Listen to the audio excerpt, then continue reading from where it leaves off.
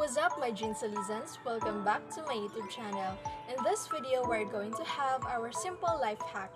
And this life hack is called a 3-layer fruit tray.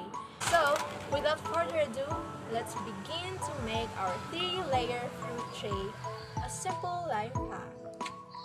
First is we need this carton with 4 sides serve as its stand. Next is this empty can, cut into 2, and then cover it with a foil so that it will match with our first layer. We have this unused split for a second layer and a cap of a can for third layer, and stick it together with a glue stick. And ta-da!